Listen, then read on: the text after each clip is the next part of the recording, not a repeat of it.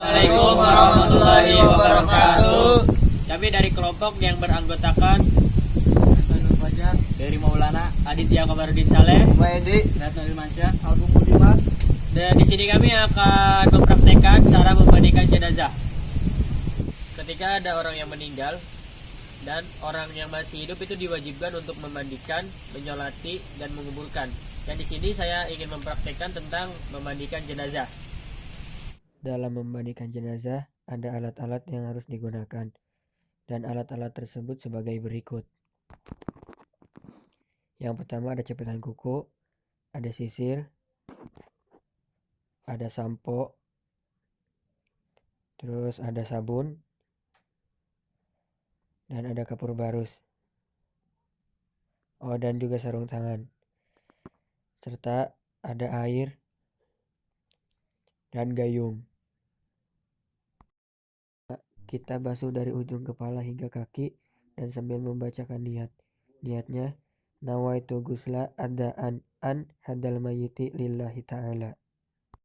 Kemudian terus basuh hingga si mayit badannya basah.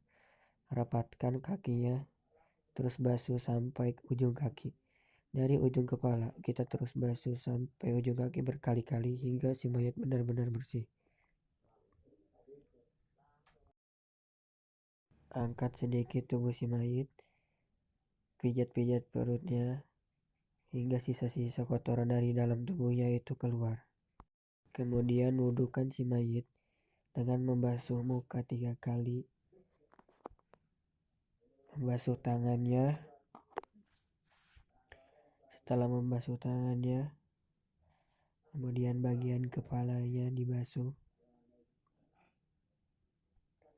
Dibasuhlah bagian kepalanya. Setelah itu, bagian kaki dibasuh hingga bersih. Terus dibasuh hingga bersih. Setelah diwudukan, sela-sela dari anggota bagian tubuh si mayit bersihkan dengan menggunakan telunjuk. Selalu dengan menggunakan telunjuk, karena biar si mayit tidak terasa kesakitan. Setelah itu, kemudian basuh lagi anggota tubuh si mayit. Terus menerus dibasuh hingga benar-benar bersih. Basuh hingga ke dalam aurat, bagian aurat dari pusar sampai ke lutut. Dan bagian kakinya pula.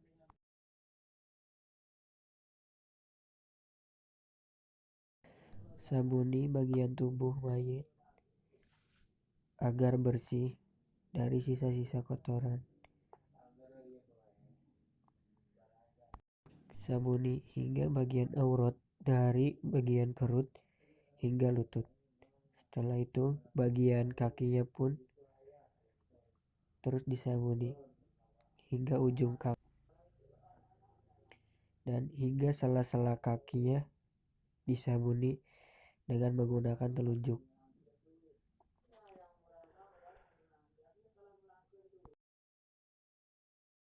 Itu miringkan mayit dengan perlahan dan sabuni bagian belakang tubuh si mayit dari punggung sampai ke aurat bagian belakang, dari bagian lutut sampai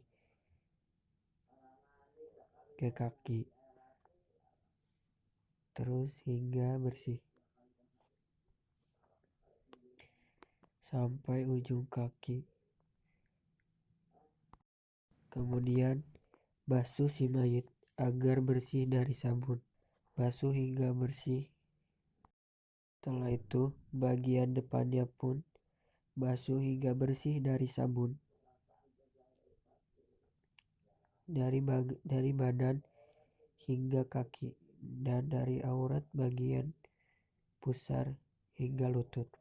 Disabuni. Kasih sampo kepada mayit agar rambutnya bersih dan wangi. Lalu bilas yang sudah disampo tadi agar rambut bersih dari sampo. Bilas hingga bersih. Lupa Gosok juga bagian gigi atau bagian sela-sela dari si mayit. Jika ada kuku-kuku yang panjang, itu wajib untuk dipotong karena mayit harus dalam keadaan bersih dan terhalang dari kuku-kuku yang panjang.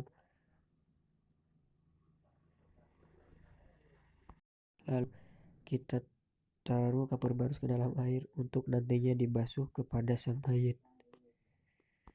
Basuh mayit dengan campuran air kapur barus tadi yang telah dituangkan. Basuh hingga ke ujung kaki dan bagian aurat dari pusar hingga lutut.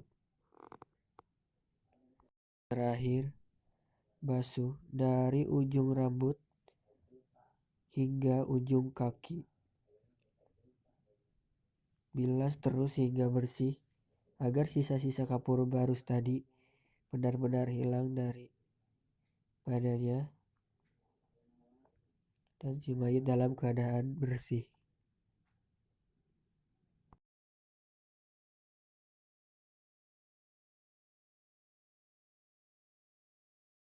Kemudian sisir atau rapihkan rambut mayit agar terlihat rapi.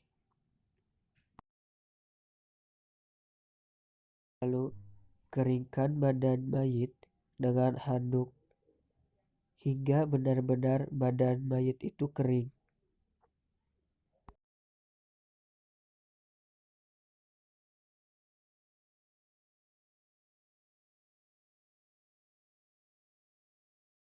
Kurang lebihnya mohon maaf. Wassalamualaikum warahmatullahi wabarakatuh. Memandikan jenazah itu hukumnya fardu kifayah bagi kaum muslimin yang masih hidup untuk memandikan jenazah yang meninggal. Bahwasannya jenazah itu dimandikan secara ganjil dan pada awal pemandiannya dicampur dengan daun sidr atau daun bidara dan pada akhir pemandiannya dicampur dengan sedikit dari air kapur. Nabi Shallallahu Alaihi Wasallam bersabda, mandikanlah dia dengan air dicampur sidr atau daun bidara, kafanilah dengan kain.